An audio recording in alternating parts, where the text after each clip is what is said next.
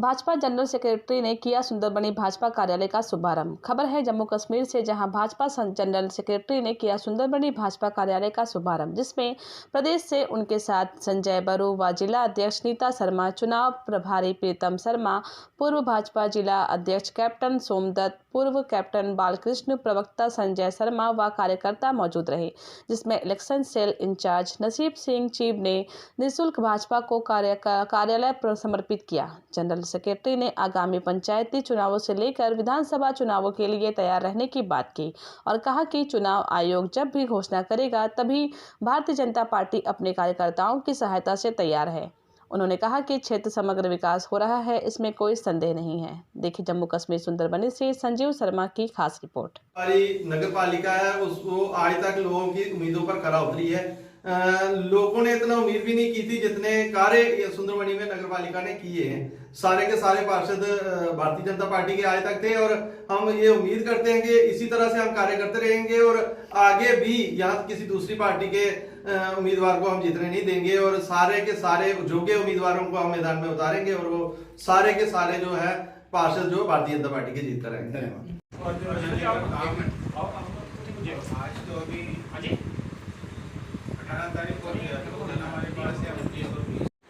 आप election office में जाकर वोटर लिस्ट और दूसरा 10 मई को फिर फाइनल वोटर लिस्ट आएगा। हमारा दूसरा प्रश्न की सुंदरबनी निशाने का ऐसा नहीं सोतेला व्यवहार है। उन्होंने इसलिए शहादत नहीं दी थी कि हमारा नाम पत्र पर आ जाएगा। उन्होंने शहादत इसलिए दी थी कि हमने देश के लिए शहादत दी थी। उनका कोई इसके बदले में हमें कुछ मिलेगा ऐसा नहीं है। लेकिन भारतीय जनता पार्टी उन शहीदों के लिए भी उन शहादत जिन्होंने उस समय शहादत दी 1953 में, उन शहीदों को भी सरकार से बात करेगी कि उनके नाम पर भी कोई स्कूल हो, कोई सड़क हो, कोई पार्क हो, कोई इस प्रकार की कोई चीज़ उन शहीदों के नाम पर भी बने। ये भारतीय जनता पार्टी सरकार से बिल्कुल आग्रह करेगी और सरकार से कहेगी कि उनके नाम को भी आगे बढ़ाए।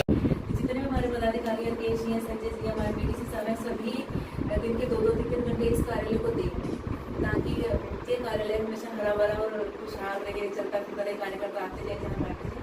मैं यही चाहूँगी तो जिस दिन मैं खुद आऊँगी तो उस दिन भी हम सभी जहाँ पर बैठ के आगे की जो कार्यक्रम होंगे उस पर चर्चा करेंगे। तो वैसे सीएम मेरे पास आ गई है तो हमारे उन्होंने बताया था कि जो नीतीश जी है कि ये सीएम आपको हमारे मंडल में स्वयं जाके देंगे। कुछ राजनीतिक कार्यक्रम जो कि थोड़ा धीमी गति से सुंदरबनी में चल रहे थे, उनको गति देने के लिए ये कार्यालय जो है बहुत उपयोगी सिद्ध होगा। अब एक स्थान हमारे पास है, यहाँ पर कार्यकर्ता हर रोज इकट्ठे होंगे। कुछ लोग अपनी समस्या लेकर यहाँ आएंगे और यहाँ पर हमने कुछ जो कारपोरेटर्स हैं और इलेक्टेड लोग हैं उनकी ड्यूटी लगाना तय की है कि वो हर रोज यहाँ पर बैठेंगे बारी बारी से। जिस तरह से जम्मू के मुख्य कार्यालय में ये कार्यक्रम चलता है कि कुछ लोग वहां पर बैठते हैं और लोगों की समस्याओं का हल करते हैं, उसी तरह से हम सुंदरबनी में करने जा रहे हैं ताकि लोग अपनी समस्याओं के हल के लिए जो भारतीय जनता पार्टी की और उनकी उम्मीदें हैं तो उस पर हम खरा उतर सकें। इससे पहले भी 3 कार्यालय खोले गए सुंदरबनी में, क्या वो उचित स्थान नहीं था? नहीं, ऐसा है कि कुछ व्यवस्थाएं ऐसी होती हैं जो व्यवस्थाएं कार्य करना थोड़ा कठिन होता है। आजकल थोड़ा सा पैसे की भी समस्या की जो मुख्य समस्या आई, जो लिए गए थे वो थोड़े महंगे कार्यालय थे क्योंकि वो किराए पर थे। तो आज ये जो कार्यालय है ये हमें कार्यकर्ता द्वारा मुफ्त में बिना किसी किराए के उपलब्ध करवाया गया है। यहाँ पर खाली हमने अपना फर्नीचर रखा है तो ये हमारे लिए सुविधाजनक होगा और इसलिए इसको चलाना हमारे लिए उचित है। कार्यालय जो था वो सुंदरबनी नगरपालिका अधिकार क्षेत्र के अंदर खुला है और आप सुंदरबनी के पार्षद भी हैं। किस प्रकार की रणनीति रहेगी कि आगे आने वाले जो स्थानीय निकाय चुनाव हैं फिर से भारतीय जनता पार्टी का परचम लहराए और यहाँ पे आपका चेयरमैन फिर से बन पाए? देखिए, जो हमारी नगर पालिका है उसको आज तक लोगों की उम्मीदों पर खरा उतरी है। लोगों ने इतना उम्मीद भी नहीं की थी जितने कार्य भी आ सकते हैं, उसके लिए भी भारतीय जनता पार्टी। कौन साहब, जम्मू कश्मीर के हर एक जिला के अंदर आपने भाजपा के नए कार्यालय बनाए वहाँ पे, लेकिन नौशहरा सुंदरबनी कालाकोट की अगर बात करें तो यहाँ से पहली बार इतिहास में आपके यहाँ से कमल के फूल पे दोनों विधानसभाओं से प्रत्याशी जीत के आए और यहाँ पे आपका कार्यालय नहीं बन पाया। क्या नौशहरा सुंदरबनी कालाकोट के साथ इतना सोतेला व्यवहार क्यों? ऐसा कोई सोतेला व्यवहार नहीं है। ऐसा है कि जब हमने प्लान किया है उस प्लान में हमारे जो सरकारी ज़िले थे उन सरकारी ज़िलों में कार्यालय बनाने की बात थी। तो रजौरी सरकारी ज़िला है इसलिए रजौरी में कार्यालय बना, पुंछ सरकारी ज़िला था, पुंछ में कार्यालय बना। अखनूर जो पास में ही है वहाँ सरकारी ज़िला नहीं है, जम्मू सरकारी ज़िला है, वहाँ कार्यालय बना। उस समय हमारे जो 10 सरकारी ज़िले थे उन 10 सरकारी ज़िलों में कार्यालय बना है। अब हमारी योजना है कि जो हमने संगठनात्मक ज़िले बनाए हैं उन ज़िलों में भी हम कार्यालय बनाएंगे। ऐसी हमने प्रस्तावना हमारे केंद्र को दी है और जल्द ही मुझे लगता है उससे वहाँ स्वीकृति भी। सर पीएचई डिपार्टमेंट के जो कर्मचारी सड़कों पे हैं, सौतेला व्यवहार किया जा रहा है। सर्वाधिक वोट जो है भाजपा को सुंदरबनी से मिले हैं, लेकिन उसके बाद भी जो सब डिवीजन है वो कहीं और जा रहे हैं। ऐसा कोई सौतेला व्यवहार नहीं होता है, ये तो व्यक्तियों का और समाज के लोगों का सोचने का अपना अपना ढंग है। भारतीय जनता पार्टी हमेशा हर क्षेत्र के साथ, हर इलाके के साथ समान व्यवहार करती है। कभी भी भारतीय जनता पार्टी ने सौतेला व्यवहार नहीं किया है। सरकारों में ऐसे कुछ लोग होते हैं जो फूट डालने की कोशिश करते हैं, जैसे पीछे भी आपने देखा कि यहाँ सब डिवीज़न बनाने के ऊपर सुंदरबनी और नौशहरा का हुआ है, उसको भी हमने बड़े अच्छे तरीके से संभाला है। अभी जो सब डिवीजन्स बने हैं आपने देखा होगा, बाद में एक ऑर्डर किया सरकार ने कि वो अभी नहीं बनेंगे। तो ये सब चीज़ें हैं, लेकिन कुछ लोग ऐसे होते हैं जो इस प्रकार की लोगों में या समाज में थोड़ा हो जाए, हो सकता है उनका उसमें कुछ फ़ायदा होता हो। पहले की सरकारों का फ़ायदा रहता था, किसी क्षेत्र को वो कुछ चीज़ देते थे तो ये अपेक्षा करते थे कि वो क्षेत्र हमें वोट करेगा।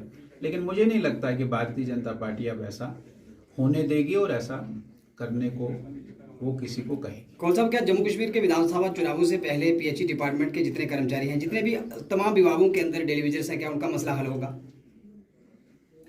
देखिए, ये एक बहुत बड़ा मसला है।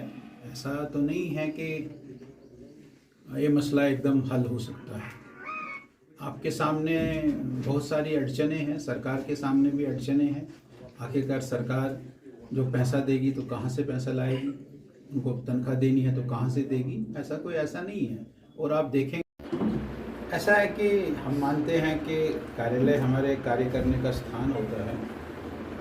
कार्यालय में बैठकर हम लोग अपनी सारी जो मंडल की कार्रवाई होती है उसका लेखा जोखा करते हैं, इसलिए कार्यालय होना बड़ा स्वाभाविक है। और आज हमारी नई जिला अध्यक्षा नीमा शर्मा जी ने और उनकी सारी टीम ने, उनके महामंत्री जी ने, हमारे संजय जी यहाँ के इंचार्ज हैं और हमारे बहुत ही सीनियर हमारे यहाँ के कैप्टन रमेश जी, कैप्टन सोमदत्त जी, कैप्टन बालकृष्ण जी भी यहाँ उपस्थित थे। और इस एक कार्यालय का जो हमको यहाँ के ये कर्मठ कार्यकर्ता ने हमें दिया है, इस कार्यालय को हम आगे चलाएंगे और अपनी कार्यालय की कार्रवाई, जो हमारे इस मंडल की कार्रवाई है, इन दो मंडलों की, हमारा देवकोट सुंदरबनी मंडल और हमारा